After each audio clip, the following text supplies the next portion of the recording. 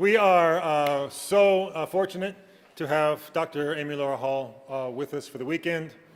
Dr. Hall is Associate Professor of Ethics, Gender Studies, and Gender, Sexuality, and Feminist Studies at Duke University. She has been since, I believe, 1999.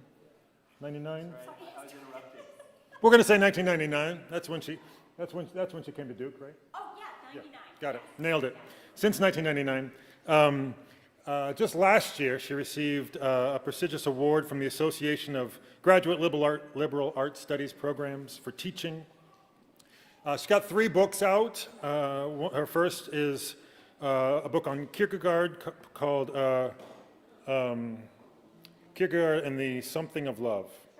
Treachery. I abbreviated, and then I couldn't read my abbreviation. Treachery of Love. Conceiving, oh goodness, Amy Laura, I wrote these things down. Parenthood. P-hood. Why would I write P-hood? I'll just write parenthood. Conceiving Parenthood. American Protestantism and the Spirit of Reproduction. And then the one that she will be speaking about with us, called Laughing at the Devil, her study of Julian of Norwich. She's got another book that's on its way out with Bloomsbury Press on muscular Christianity, a bizarre 19th and 20th century phenomenon that you can ask her more about if you like. She's also done all sorts of work in shorter essays and in conferences and gathering folks and in speaking around all sorts of issues around ethics, around reproductive ethics, around warfare and violence, around torture. She has been a prominent voice in American theological ethics and Christian ethics for a quarter century. And one brief story about one of my early interactions with Dr. Hall. I was at a conference. I was a young graduate student. I was very excited to see some of my friends who are graduate students, and they were going to be showing up at this place. And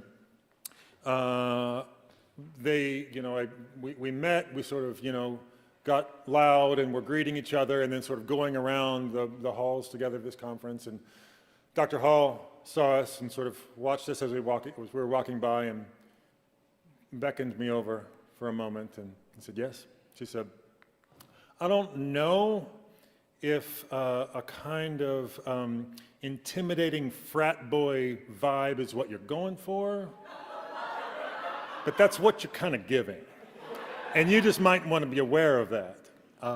And I took that, I think at the time I took it as like, exactly what I'm going for. No, it was in fact not what I was going for.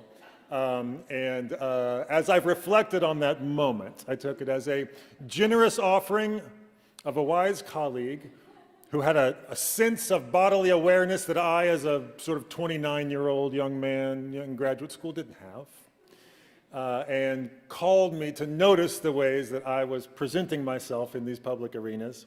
Her insightful wisdom doesn't stay put within her, it doesn't stay in her writings, but she's willing and generous to share it in generous ways from time to time. So that's one of my an important learning moment in my early career in this work. Dr. Amy Laura, we're so glad that you're here. Would you come up and share?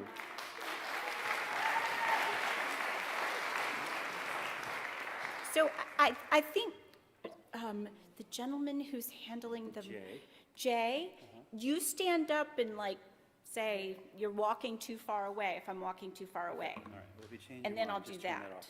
Okay, turn that off. Okay, all the things. All right, I totally didn't remember that story, so I totally did not remember that. I don't remember it, but it actually does sound like something I would do. So yeah, it does. It sounds like something I would do. I've got somebody's beautiful book here. I want to make sure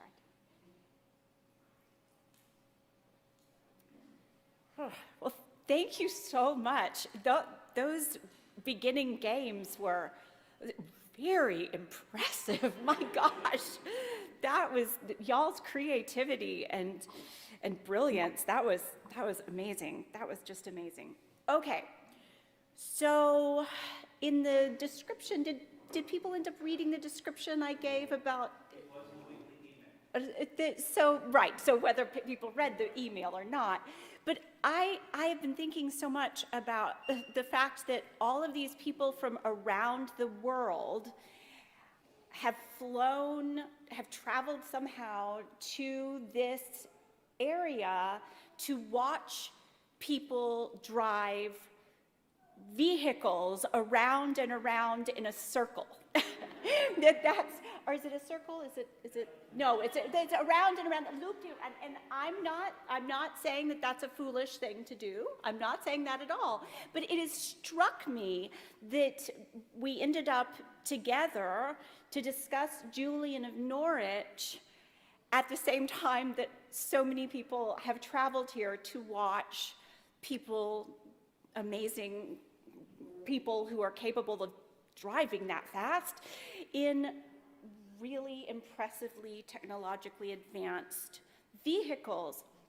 And here's an image that I think will be perhaps helpful, is that in an Episcopal church, I think you have this up on your list there when you walk in the door, you celebrate the church year in a circle. So time in the life of an Episcopal parish works in a circle rather than in a progression towards a telos or an end. You go back around in a circle. You begin with the new year. I always know, am I doing it, Jay? Am I going too far away? I am going too far away. I didn't even see you. Okay. So you I was going to say you always know the Episcopal nerds in a divinity school because they will all say Happy New Year on the first day of Advent. But that way of marking time is not the default normal common in mainstream American thought in the United States. That marking time in a circle and coming back around, think about how unusual that is. You're not looking for where you're going to accomplish the goal so much as you're marking each Sunday coming back around. And one of the ways I talk to my very, very determinedly progressive American Methodist students is I ask them, when they come back around to Good Friday and they prepare to sing, "Are you there when they crucified my Lord?" do they expect to need that any less than they needed it last year? Do they really expect they're going to need, that they're going to have in their capacity? I was there, but I was way over there. I wasn't right next to the crucifixion. I wasn't right there. I was far away, or I was a little bit further away than I was last year. Because Methodists are very intent on progress. We're very steeped in the notions of showing our faith. So in a way that we can mark as getting closer and closer to perfection.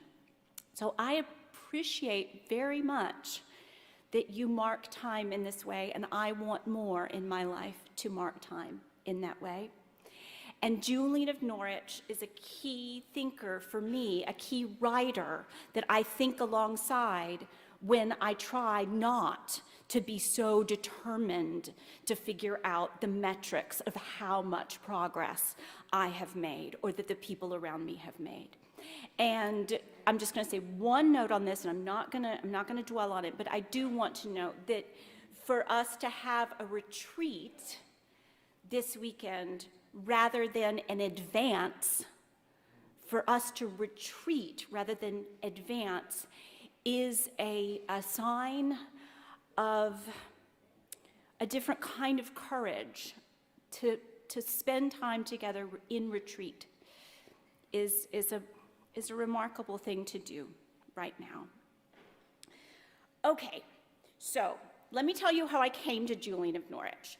So I came to Julian of Norwich when I was in 1999 preparing my syllabus for my first time teaching the Introduction to Christian Ethics course at Duke University. I'm going to have all these students reading the items on my syllabus, and I looked it over, and I did not have one single woman on my syllabus. I didn't have one woman on my syllabus. We started with the Didache, we moved on to St. Augustine. You don't need to hear all the names, but I was like, how did this happen? Then I was like, well, Yale's kind of like that, but what am I gonna do? So I'm asking for advice. This is just how I do things. I ask for advice. And Julian of Norwich came up once, and then she came up again, and I don't remember who said this to me, but they said, Julian of Norwich, you totally need to assign her new, I think her Penguin edition, the Penguin edition of the translation from the Middle English, I think had come out right around that time. And whoever it was who said this to me said, you know her, she said, all shall be well, and all manner of things shall be well. And I literally said, no, I don't know her, and she sounds stupid. That is what I said. And there was a new book that had just come out about her writings by a man named Fritz Bauerschmidt, and I ended up reading Frederick Fritz Bauerschmidt's book about her while I also read the translation. And by the way, just in case you've ever been intimidated by, like, it's a book by a woman who wrote in English and it's from a long time ago, this is it. This is the whole thing. And the Penguin edition's really good. So you can buy the Penguin edition and put it in your purse. But here's why I thought she sounded stupid. I thought she sounded stupid because all shall be well? Like, really? Really? That's the core of what she wrote about? All shall be well?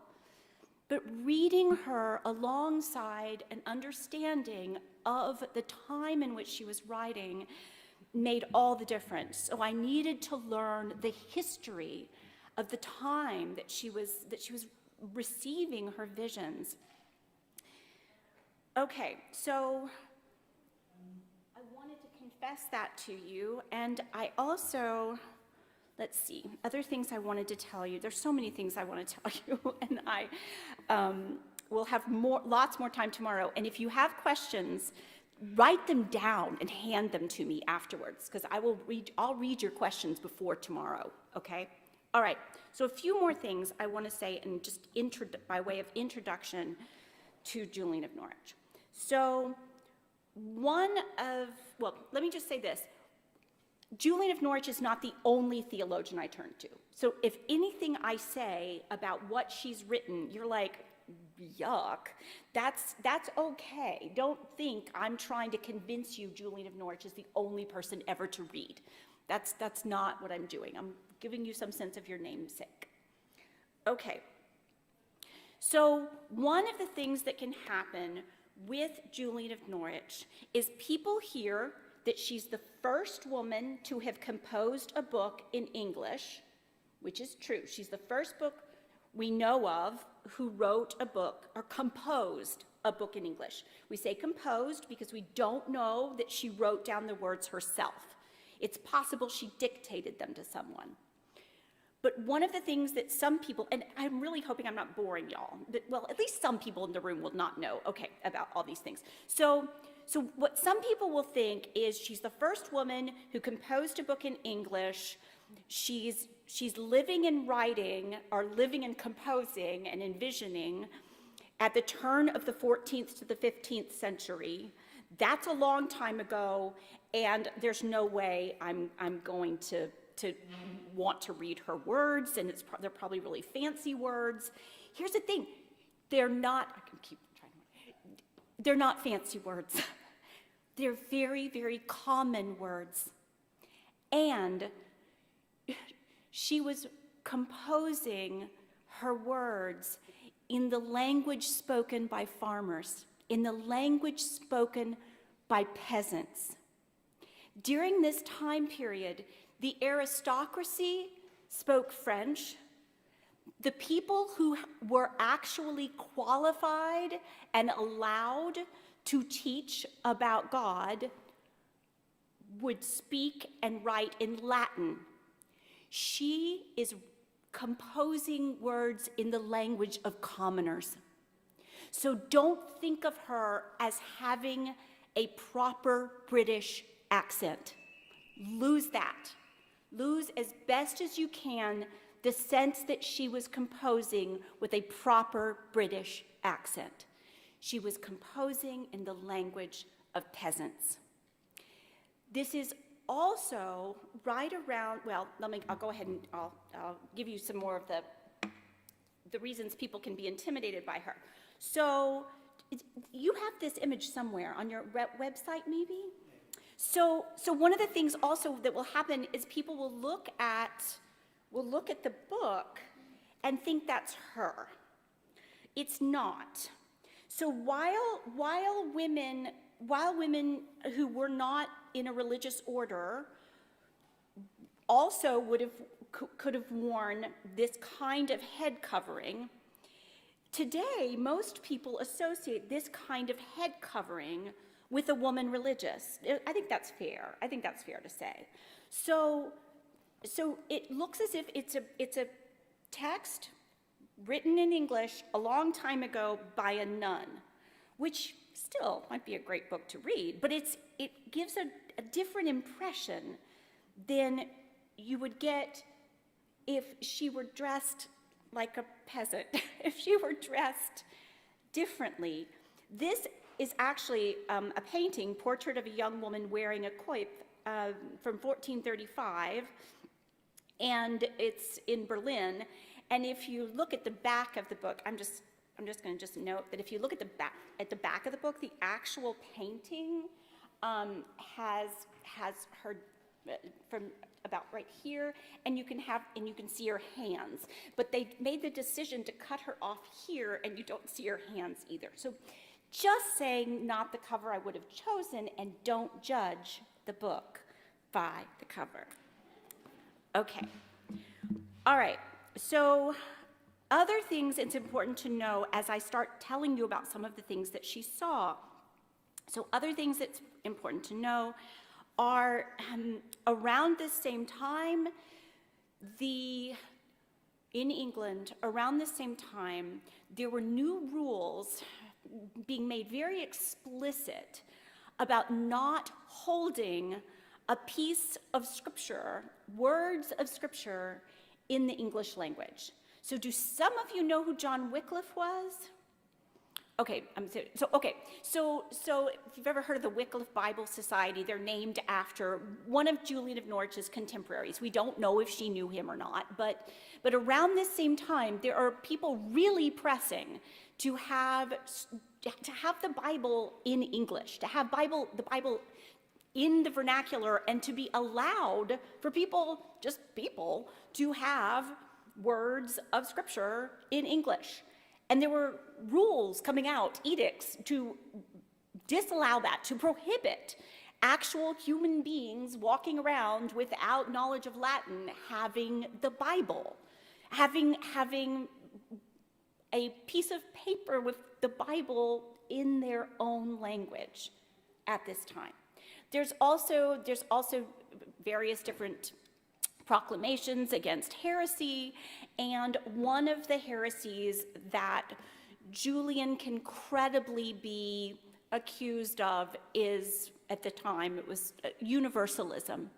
So belief in universal salvation. I'll talk a bit tomorrow about some of the exceptions to that in her text, but you could make the argument that the visions she saw of all of us being kinned or one in Jesus and through Jesus' blood is pretty universal.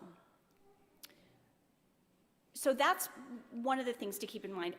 Another thing to keep in mind, and we'll get to this tomorrow, I'm going to talk about her vision of the servant in the Lord vision, which is a very confusing vision that she didn't write about in her short text. So we have her short text and her long text. And from best we know, and again, they both fit here, so don't be intimidated, the long text, this is both of them right here. So the long text, from best we know, she composed after the short text, thinking and praying and considering all that she had seen in her visions, her first visions that she received. And the servant in the Lord is one that she doesn't write about in the short text. And she suggests in the long text that it was because she was troubled and confused by what she'd seen. We'll talk about this some tomorrow, but here's something you need to know. During this time, you were not supposed to pass as a class other than what you were in. So the term for that is sumptuary laws. So there were sumptuary laws at this time, such that you were not supposed to dress differently than your class. And Norwich, England, is a port city, and there were people coming and going from all over. For her to see a vision where characters are changing clothes and passing differently than who they are is significant, because it was against the law to pretend you were a landowner if you weren't, and to pretend that you were in one class than the other. So the idea that there were different kinds of blood was very much a thing in the official doctrines at this time. People who would go to worship, lay people didn't receive the blood, and at the usual services they didn't receive the blood.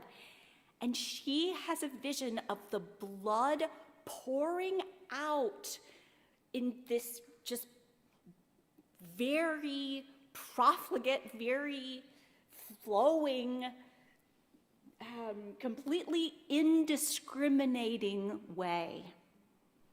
And one thing that I do like to note is that she receives the blood when she's on her bed suffering with what she thought she might die of.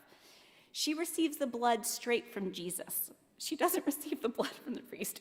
She receives the blood straight from Jesus, which is a pretty amazing vision to receive anytime, but to receive that at this time is really significant. Okay, so a few other things that just to correct. So we don't know if she was an anchorite when she was composing these texts. We know that by 1393, there's record of her being an anchorite at a church called St. Julian's. St. Julian's was not named for Julian of Norwich. She took on the name Julian when she became a part of the church. How many of y'all knew that she was an anchorite, had heard something about her being an anchorite? Okay, so that's pretty, okay. So, but let me tell you a little bit about being an anchorite. Now, I learned this from Nicholas Watson. So Nicholas Watson is a professor at Harvard who teaches, Nicholas Watson is a professor at Harvard who teaches Julian's writings, among other writings. And if you really want to get into Julian, I'd really encourage you to get this book, and I'm happy to share more information about it. But I'm going to read to you just a little bit of his description. So, anchorites actually lived in villages or cities, their cells attached to churches that were often anything but isolated, ministering and ministered to by the community.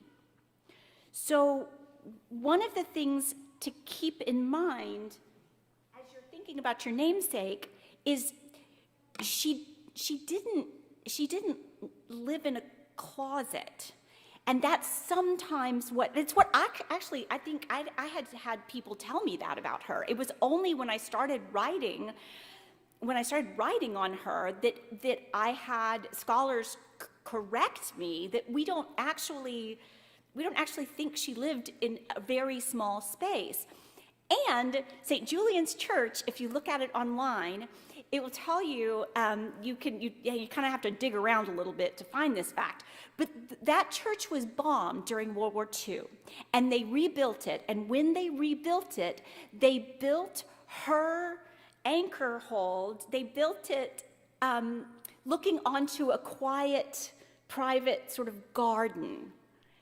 Her anchor hold looked onto one of the busiest streets in one of the busiest port cities in like that part of the world.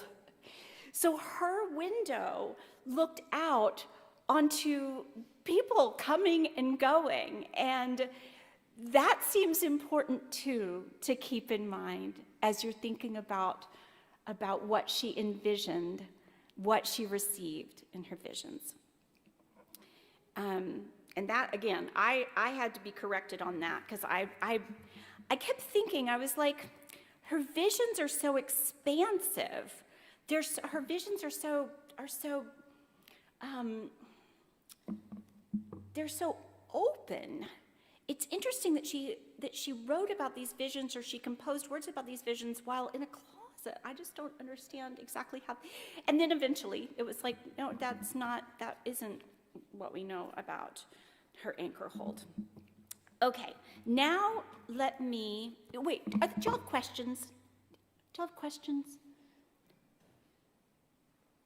Not yet? Okay, yes? Is it true that she was built in and we've never left? Is that true? Not that we know of. I mean, it's, so, okay, well, I'll just go ahead and get to the cat thing. I'll go ahead and get to the cat thing. Okay, all right. So, we don't know. So perhaps, but she had a window that looked out. I mean, she howdy. Like, I mean, it would be a kind of odd place to try to not be with other people, but it's possible. It's possible. I mean, this practice that she eventually took on, and we, again, from the imagery, it seems very likely that when she received the visions, she was just in a home. She wasn't in a church. It seems likely, given the very domestic, very mundane and tangible images of her visions. And also the way she describes seeing Jesus. They had to bring her a crucifix to look at. So, but eventually she does become part of St. Julian's Church, and we don't know the name she was given. But I'll go ahead and tell you, I feel like I hope I'm not ruining myths that are then gonna be a bummer. Okay. I think some of this is fun. Okay, this is a really fun historiographical thing.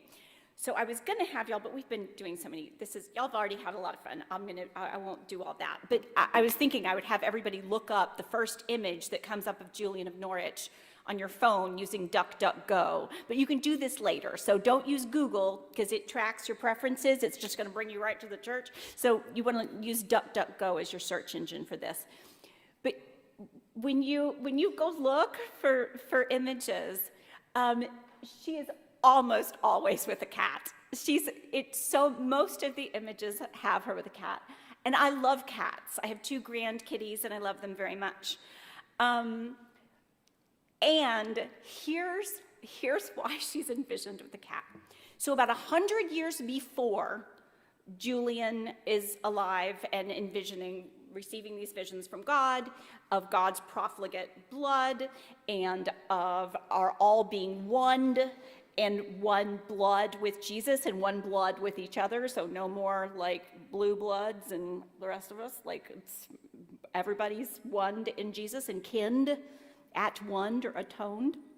So about 100 years before that, there was some author, we don't know the author, of a rule book for anchorites. A rule book called, well, I won't try to pronounce the term, but a rule book that we don't know whether or not the anchorites followed it. We don't know that the anchorites all said, oh, yes, we will follow the rules in this rule book 100 years earlier. And we don't know that anchorites were definitely doing the rule book then during Julian's time. But in the rule book, and I almost packed this in my bag to bring y'all because it's so much fun to read the bossy notes in the rule book. But in the rule book, one of the things the person writing the rule book said was that it was very important for anchorites not to do too much trade from their anchor hold because it brings too many people and they won't end up having enough time to pray. So whatever they're trading, they're making and trading out of their anchor hold, they need to not do too much of that, which suggests that there was right, there's smoke, there's fire, that like they were definitely trading. There were anchorites who were selling things from their anchor hold. So not too much of that. Also, if you have livestock, if it's kind of problematic, because if you have livestock, then you got to be talking to the people you're buying hay from. And if you're buying the hay, you're doing all of that conversing, you're probably also not having enough time to pray. So really, it's best if one is to have an animal to have a cat. Hence the cat. But what's so fun, and I've had students make me images. I've got an icon of Julian and her very well-behaved cow. So her very well-behaved cow. She could have had a goat. She could have had chickens, and a cat to help catch the mice that the livestock would bring in. So that's I just think that's so fun, and a piece of historiography that's really fun because you get from this book from 100 years earlier saying, well, really, if you're going to be dedicating a lot of time to pray, a cat. So yeah. All right, now visions, and I said I'd go till about 8:15, 8:20? Okay. So if you're thinking, and I will not be offended if you get up and walk around. I'm very much a morning person. So I'm very much a morning person. I'm running on sheer nervous energy right now. So it will not offend me if you get up and walk around. Okay. I'm going to read you a list of her visions. So I only added this to the book because one person who's in my life was very clear that it would be way too chaotic not to have a list of her visions. But her visions they don't really work that way as a, here I saw this and then in, like numbered list. But I was like, oh, okay, if you're really bothered by that, somebody else might be too. So I will go ahead and make a list. So in the appendix of my book, I have a summary of Julian's visions. I'm just going to read to you for a bit. Okay. If you are the sort of person who prefers graph paper to collage, it may be helpful to have a detailed list of Julian's visions. I have written this book with her visions layered on top of one another like a kaleidoscope. Especially in her long text, Julian does not write like a cartographer plotting a map, or, to use a different metaphor, as a ladder upward to heaven. But for more analytically inclined readers, a list may help you summon the patience to learn how to see through her kaleidoscope. I am indebted to the editors of the Penguin edition for the idea of providing the visions as a list. So, while in her bed sick, Julian stares at the cross that her pastor has put in front of her. She asks God for, quote, a bodily sight, and sees suddenly blood flowing from Jesus' crown of thorns. She writes later of this vision, I saw in my mind that I, yes, and every creature living that would be saved could have strength to resist all the fiends of hell and all spiritual enemies, end quote. Julian says that at the same time, she saw this. She saw a spiritual vision of his familiar love, and also, quote, a little thing the size of a hazelnut lying in the palm of my hand. She sees that this little thing is everything, and that it exists because God loves it. God shows Julian Our Lady, or Lady Saint Mary, and Julian repeats that the hazelnut is, quote, so small I thought it might have disappeared. Still looking, quote, on the crucifix which hung before me, Julian sees Jesus in many lingering pains, and in this sees that, quote, everything which is done is well done, and that, and here we'll talk about this more tomorrow, sin is nothing. Sin is nothing. Julian watches as again Jesus is, quote, bleeding abundantly, hot and freshly and vividly. And in contemplating what she has seen, is shown that, quote, with his passion he defeats the devil. And it is here that she laughs at the devil. She does, she laughs, that's in the text. She laughs at that's why I'm laughing at the devil. She sees Jesus suffering, and specifically suffering in a sort of desiccation then, being bled dry on the cross. In the midst of this, she sees, quote, a great union between Christ and us, for when he was in pain, we were in pain. Julian sees three heavens and, quote, complete joy in Christ, followed by a sense of delight that the Holy Trinity feels in our salvation. Jesus shows her blood flowing from his side. God asks if she would like to see Lady Saint Mary, and she does see her 3 times. Soon after, she receives the words, but all shall be well, and all manner of things shall be well, and understands this to be God filling her with, quote, compassion for all my fellow Christians. God repeats the affirmation of wellness in the next several chapters and affirms to her, I am keeping you very safe. After seeing and smelling the devil tormenting her, God, quote, opened my spiritual eyes and showed me my soul in the middle of my heart. Julian sees her soul as large as if it were a kingdom, and that Jesus has made her soul his most familiar home and his favorite dwelling. Julian sees the Holy Trinity in such a way that, quote, love is nearest to us all. She then sees 4 different forms of fear, one of which allows us to be, quote, secure in love. Somehow, in the mix of years praying about and sorting through the sense of what she had seen, Julian has a new sense of clarity about a vision of a fallen servant and a pleased Lord. She describes this vision and the implications of her vision only in her long text, chapters 52 through 58.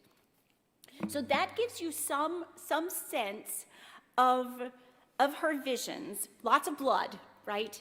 We sang a hymn last week, or 2 weeks ago, in my Methodist church that was just, it was just blood and blood and blood and blood. And I was like, ooh. And then I was like, oh, well, you know, Julian, I need to be good with all the blood. Yay, blood. Yay, blood. So I brought some items I've been in Cedar Park for a week because my parents live in Cedar Park. I grew up in San Angelo, just in case you're wondering. I grew up in San Angelo. And yeah, I miss West Texas, but Cedar Park's close enough. And walking, I haven't been to Central Texas in October. I don't remember the last time I was in Central Texas in October. And walking around, I just kept marveling at all of the different kinds of, would they all be called acorns? Even, would this be called an acorn? Just marveling at all the different kinds of acorns, and we didn't have acorns in San Angelo. There aren't enough trees. We have mesquites. So I think of acorns as being something kind of precious, but they're everywhere in Cedar Park. And I thought it might be helpful. It's a beautiful image that she receives, a vision that she receives of the hazelnut, all that is contained in a little tiny, so small she thinks it might disappear, hazelnut. But the only thing I'm going to give you to, like, I'm going to suggest that you remember that hazelnuts are not super precious in England. They'd be much more common, like an acorn. So, you know, they're not terribly smooth. But an acorn, she also has visions of herring scales, like Jesus' blood being like herring scales. And I was thinking, what could I compare that to? Maybe shrimp tails when you go to the beach and you're going to a picnic area. Shrimp tails. Her visions are very common. They're common. They're of the mundane stuff of everyday, normal human life in a port city eating fish and having fish scales. And acorns that God shows all that is in this one small, smooth thing. All that is. Well, one of the ways, I need to get a drink of water.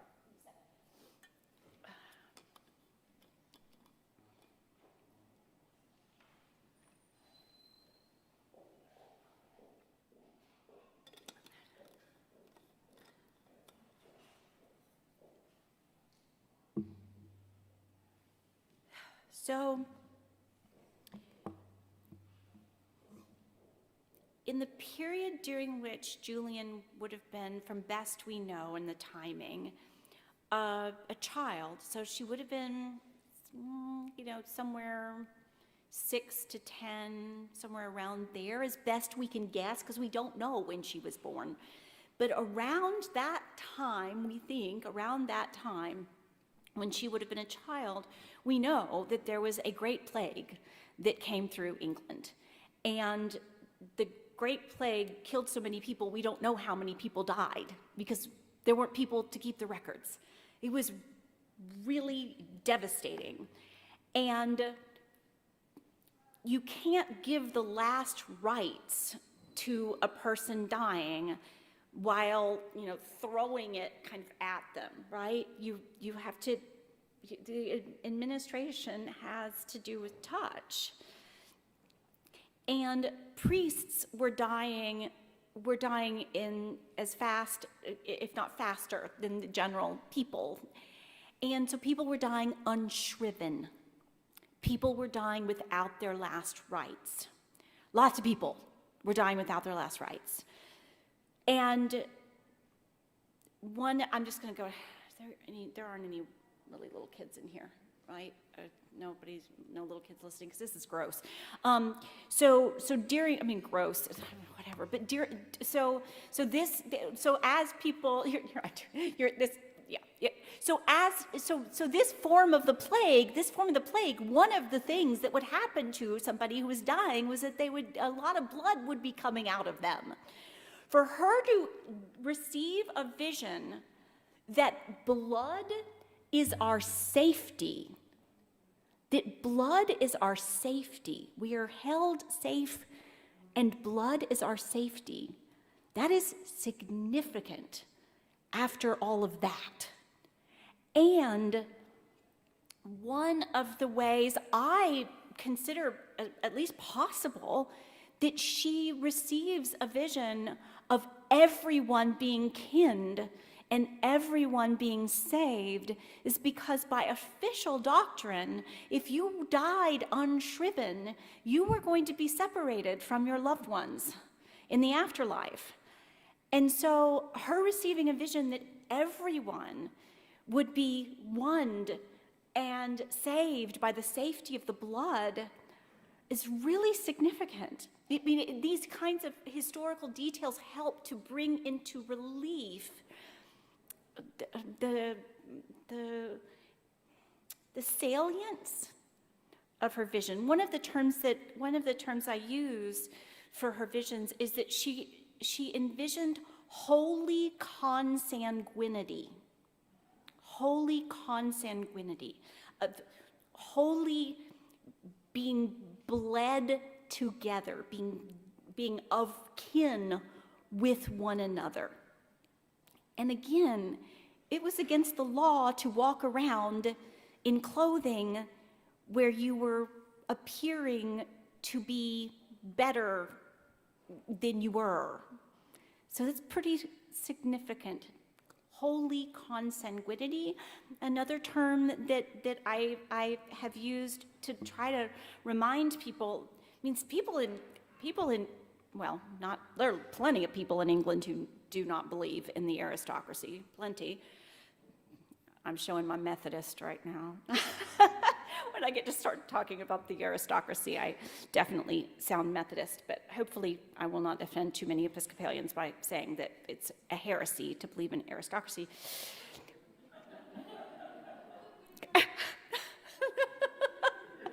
I know. No kings except that one. We like that one and we like that other prince. No, anyway, sorry, that was political aside. I'm always like, I had one queen, and he was the lead singer of Queen. That's my one queen, is the lead singer of Queen. So, Eddie Mercury. Yeah, Freddie Mercury. It is late, I'm tired. Okay, so, all right. On point. Where was I going with that? Shoot. Holy consanguinity. Oh, okay. Another way to think about it is holy miscegenation. Holy miscegenation. Because the idea that we're all of one blood at this time is that significant. It's that holy miscegenation. So holy mixing. Yeah. All right. Now, other things I wanted to make sure I told you so you could be thinking about them before tomorrow. Questions, though? You had that question. Does anybody else have a question of what I've said so far? Yes.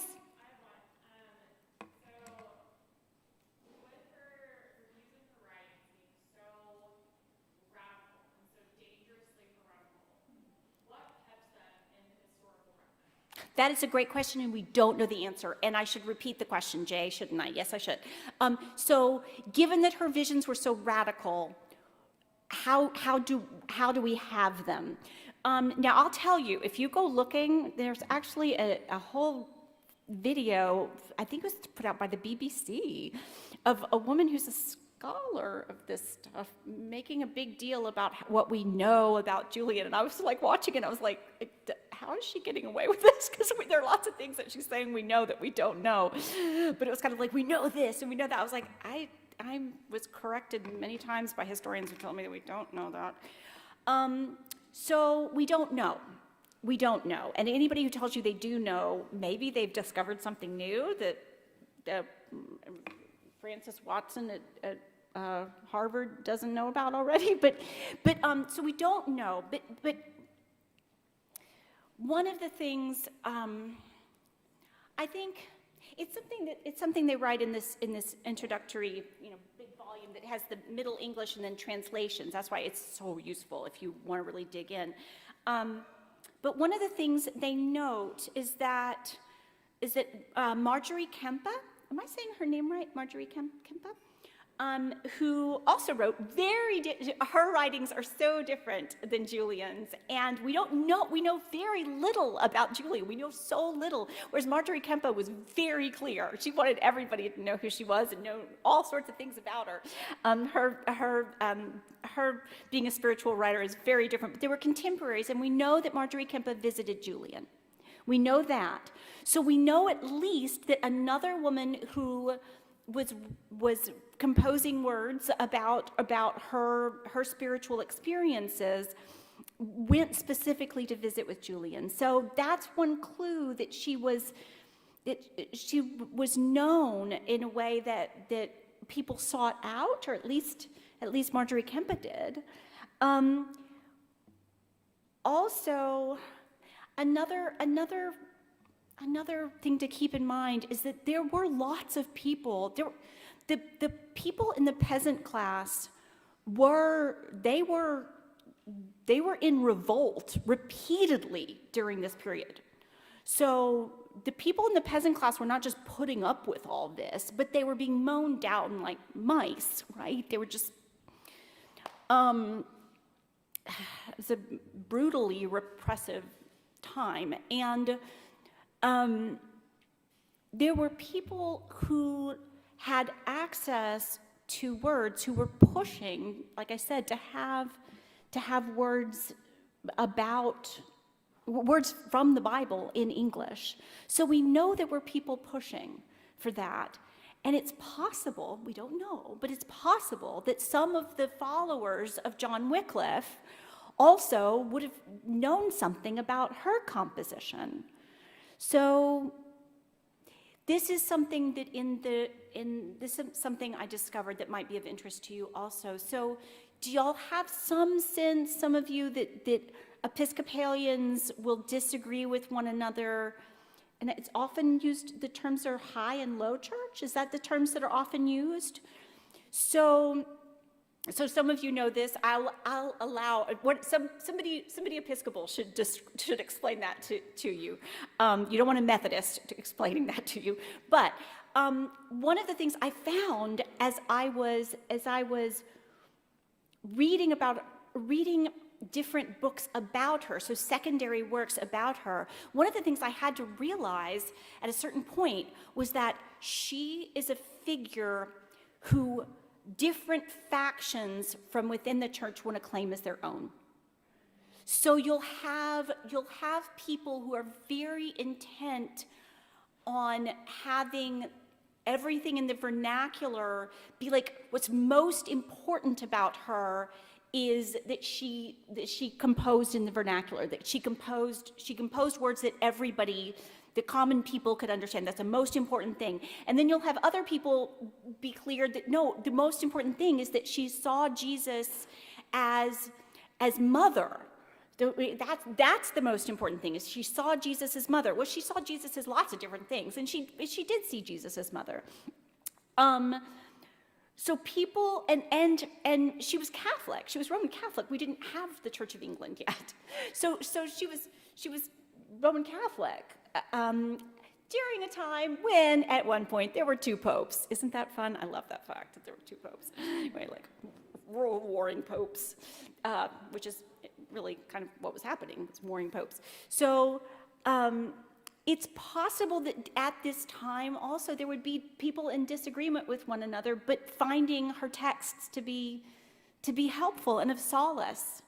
So that's my best guess Because we have writings of other people that we know a little bit more about how they survived, but we know not much about how her text survived that period.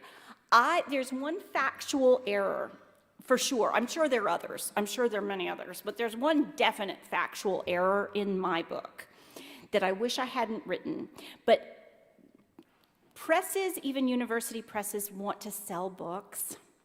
So they really wanted me, you should read the description that they first wrote about the book. I was like, that's false, that's false, that's false, you can't use this. They wanted the book to be Julian of Norwich, renegade feminist, who envisioned things that had never been envisioned before and saw God as feminine in a way that was remarkable, and saw Jesus as mother in a way that no one, and I was like, oh God, none of that's true. So for whatever it's worth, none of that is true. There were men seeing Jesus as mother. I mean, one of the images, it turns out pelicans don't actually do this, but one of the images of Jesus that's people will often note is of Jesus the pelican. Because supposedly, and this isn't true about pelicans, pelicans will pluck their flesh to give to their babies. Turns out that's not actually true, but the image of Jesus as pelican was pretty common. So, but here's the factual error.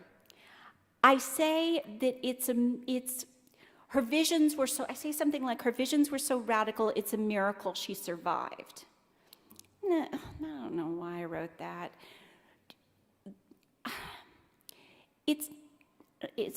There are all sorts of things that could be miracles, but John Wycliffe was not burnt at the stake, and for pushing for English. It seems like there were lots of different reasons why people were put in prison for their heretical beliefs, and they were complex. They weren't just, here's the rule book. So the idea that one of the theories is that her writings were so radical that she had to take refuge in the church. She was seeking sanctuary from the authorities because her visions were so radical, and that's why she became an anchorite. And that is a fun story, but it's not backed by anything like that. So that was a long answer to your question, but we don't know that much about her, and so people want to fill in the cipher with whatever kind of is the most interesting to them, or the most I don't know, works the best for what they're fighting for right now. Yeah. Okay. It was a long answer to your question, but I hope it was interesting. All right. Okay, I am going to close. Oh, there were so many things I didn't get to. But that's okay, because I can see you. Some of you are yawning because you're not up here with nervous energy. So I know some of you are as tired as I am. So I am going to, let's see, just make sure I'm not missing something I wanted to make sure to have in your head as you go.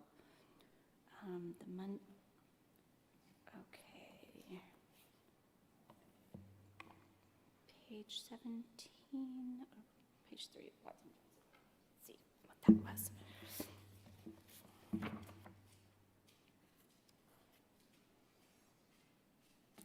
This is a beautiful way to describe. So this is, again, the introduction by Nicholas Watson and Jacqueline Jenkins.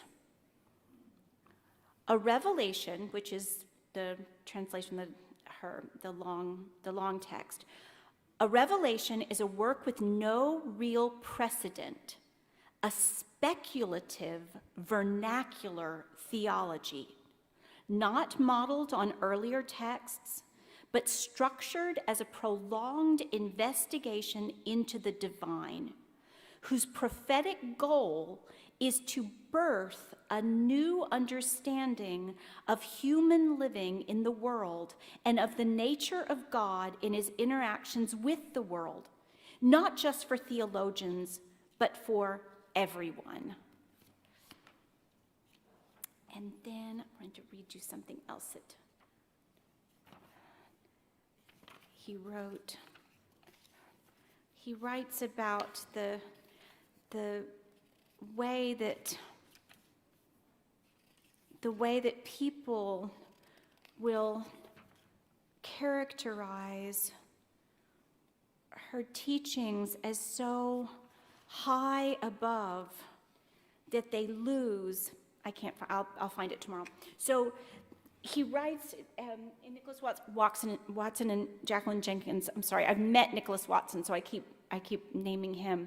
I haven't met Jacqueline Jenkins, but he writes about how it's really important to recognize that she's writing about the mundane, and they put that in italics, so I figured they're English people, they put it in italics. I need to closely read that word, the mundane, and it means like our earthy vision, experiences. Her visions are related to the mundane pressures of her own time, and then I find them helpful continually for the mundane pressures of my own time. Oh, and all of time, she envisions all of time, everything that ever was or will be, and everything that is and everything. She sees it in a point, P-O-Y-N-T-E, in a point, which in the Middle English means space and or time. All that is in the point of the cross. All that is and ever will be. So time as linear, that's out. It's really, I see a few puzzled faces. This is the weirdness of Julian's visions that is the hardest for most of my students, graduate students and undergraduates at Duke, to even begin to consider what that would mean. That all of time is in this eye blink, this point that is the cross. I'll talk more about that tomorrow as well. All right. So I think what may have ended up happening is I think you have the first page of this poem at your tables, but not the second page. But that's okay. It's okay. But if you these. So you have poems by Denise Levertov, and this collection is called "The Stream and the Sapphire." And it's okay if you just listen. Sometimes I'm one of those people, I need to look at the words in a poem. I'm not a poet, and I need to look at the words. So this poem by Denise Levertov is called "On Belief in the Physical Resurrection of Jesus." And a lot of her poems are inspired by Julian of Norwich. Okay. So on belief in the physical resurrection of Jesus, you need to know one fact before I get to reading, because it'll ruin it if I have to explain it. So epiphytes are a kind of plant that grows high up in a canopy. They don't have roots in the ground. So that's what an epiphyte is. That's one of the words she uses. So, okay, so this is Denise Levertov, contemporary poet. Okay. It is for all literalists of the imagination, poets or not, that miracle is possible and essential. Are some intricate minds nourished on concept as epiphytes flourish high in the canopy? Can they subsist on the light, on the half of metaphor that's not grounded in dust, grit, heavy carnal clay? Do signs contain and utter for them all the reality that they need? Resurrection for them an internal power, but not a matter of flesh? For the others, of whom I am one, miracles, ultimate need, bread of life, are miracles just because people so tuned to the humdrum laws, gravity, mortality, can't open to symbols' power unless convinced of its ground, its roots in bone and blood. We must feel the pulse in the wound to believe that with God all things are possible. Taste bread at Emmaus that warm hands broke and blessed. Thank you.